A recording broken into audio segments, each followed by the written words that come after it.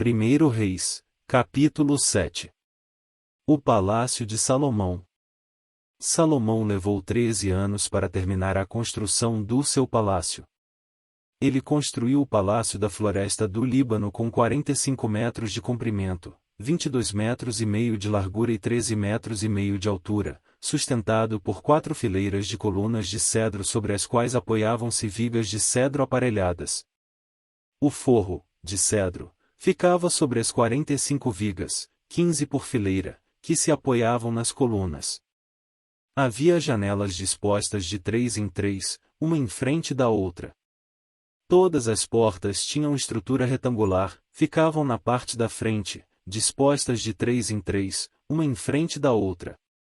Fez um pórtico de colunas de 22 metros e meio de comprimento e 13 metros e meio de largura.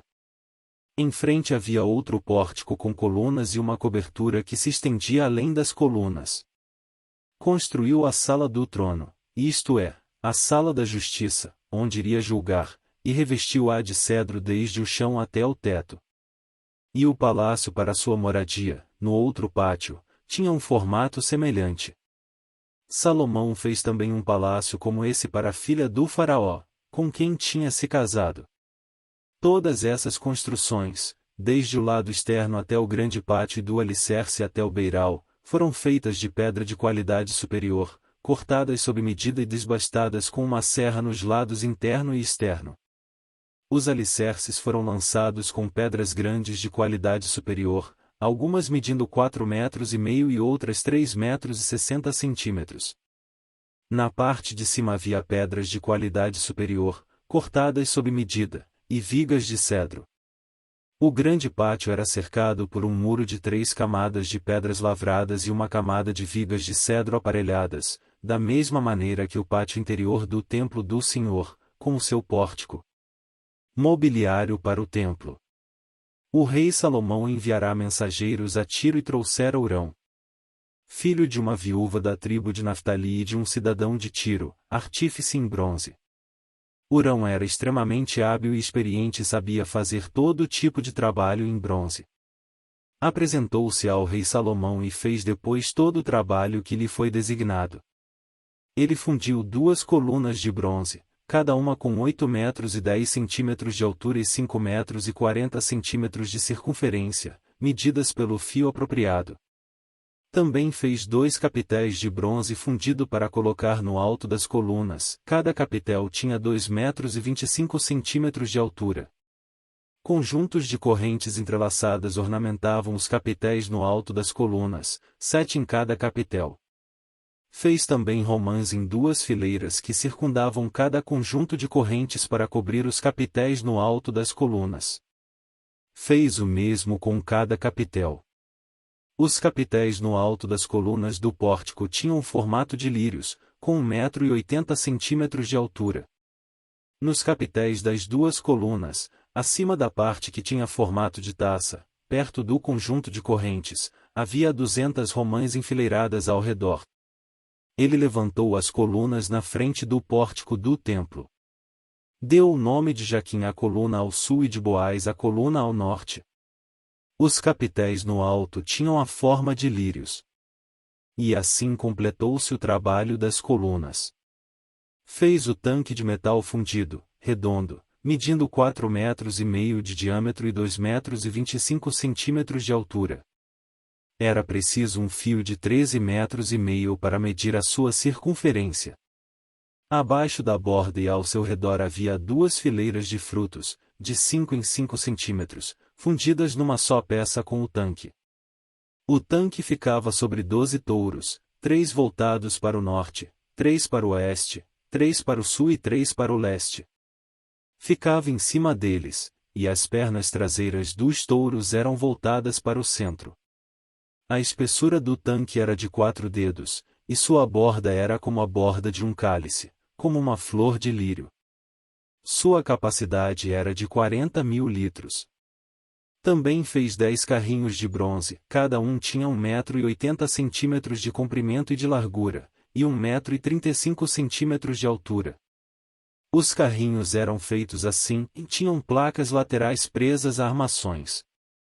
Nas placas, entre as armações, havia figuras de leões, bois e querubins. Sobre as armações, acima e abaixo dos leões e bois, havia grinaldas de metal batido. Em cada carrinho havia 4 rodas de bronze com eixos de bronze, cada um com uma bacia apoiada em 4 pés e fundida ao lado de cada grinalda. No lado de dentro do carrinho havia uma abertura circular com 45 centímetros de profundidade. Essa abertura era redonda e, com sua base, media 70 centímetros. Havia esculturas em torno da abertura. As placas dos carrinhos eram quadradas, e não redondas. As 4 rodas ficavam sob as placas, e os eixos das rodas ficavam presos ao estrado. O diâmetro de cada roda era de 70 centímetros. As rodas eram feitas como rodas de carros, os eixos, os aros, os raios e os cubos eram todos de metal fundido. Havia 4 cabos que se projetavam do carrinho, um em cada canto. No alto do carrinho havia uma lâmina circular de 22 centímetros de altura. Os apoios e as placas estavam fixados no alto do carrinho. Ele esculpiu figuras de querubins, leões e tamareiras na superfície dos apoios e nas placas, em cada espaço disponível, com grinaldas ao redor. Foi assim que fez os 10 carrinhos. Foram todos fundidos nos mesmos moldes e eram idênticos no tamanho e na forma. Depois ele fez 10 pias de bronze, cada uma com capacidade de 800 litros, medindo 1,80 m de diâmetro, uma pia para cada um dos 10 carrinhos. Ele pôs 5 carrinhos no lado sul do templo e 5 no lado norte. Pôs o tanque no lado sul, no canto sudeste do templo. Também fez os jarros, as pás e as bacias para aspersão. Assim, Hurão completou todo o trabalho de que fora encarregado pelo rei Salomão, no templo do Senhor. As 2 colunas. Os 2 capitéis em forma de taça no alto das colunas. Os 2 conjuntos de correntes que decoravam os 2 capitéis. As 400 romãs para os 2 conjuntos de correntes, 2 fileiras de romãs para cada conjunto. Os 10 carrinhos com as suas 10 pias. O tanque e os 12 touros debaixo dele. E os jarros, as pás e as bacias de aspersão.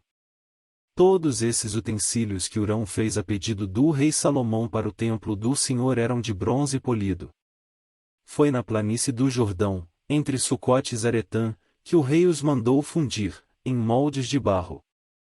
Salomão não mandou pesar esses utensílios, eram tantos que o peso do bronze não foi determinado. Além desses, Salomão mandou fazer também estes outros utensílios para o templo do Senhor. O altar de ouro. A mesa de ouro sobre a qual ficavam os pães da presença. Os candelabros de ouro puro, 5 à direita e 5 à esquerda, em frente do santuário interno. As flores, as lâmpadas e as tenazes de ouro. As bacias, os cortadores de pavio, as bacias para aspersão, as tigelas e os incensários. E as dobradiças de ouro para as portas da sala interna, isto é, o lugar santíssimo, e também para as portas do átrio principal.